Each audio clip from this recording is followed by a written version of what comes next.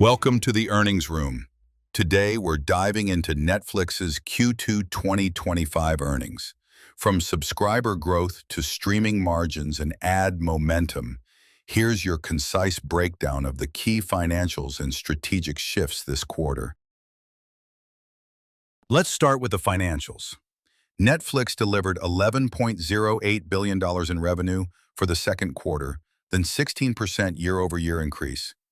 Growth was driven by paid membership additions, price increases, and ad-supported plans. Operating income came in at $3.77 billion, up 45% from the same quarter last year. This brought the operating margin to 34.1% compared to 27.2% a year ago. Then strong improvement, reflecting better scale and content leverage. Earnings per share were $7.19, up 47% year-over-year. Free cash flow totaled $2.27 billion, up from $1.21 billion a year ago, which supports ongoing content investment and share repurchases. Now let's talk subscribers and regional growth.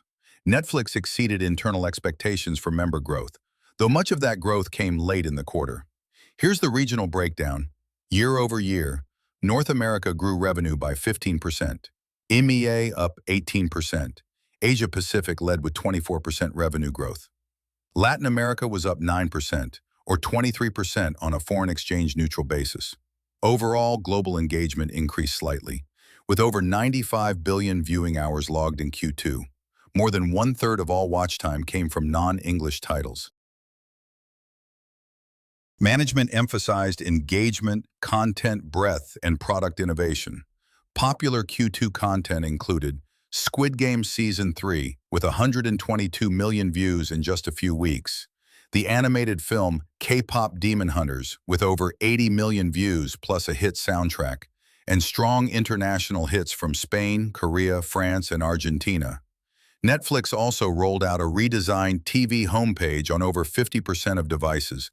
Oleta 500 pounds early data shows it's helping users discover more content faster.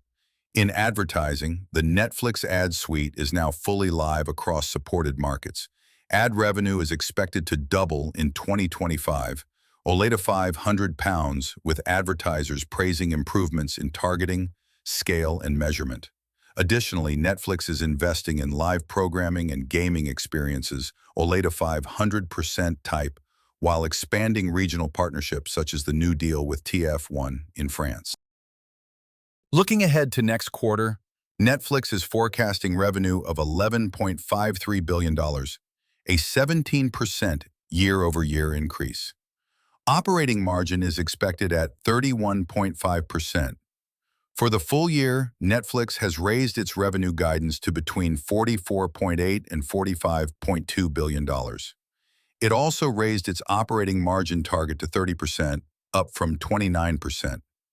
These targets reflect stronger than expected subscriber growth, momentum in advertising, and a favorable foreign exchange environment.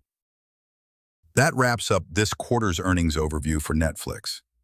If you found this breakdown helpful, be sure to like, subscribe, and stay in the room for more earnings summaries every week. This is the earnings room, where financials speak. As we look ahead, one key question remains. Will Netflix's bet on live content and gaming reshape the streaming landscape? And can its ad-supported tier reach scale fast enough to compete with traditional broadcasters? Let us know what you think in the comments, and which company you'd like us to break down next.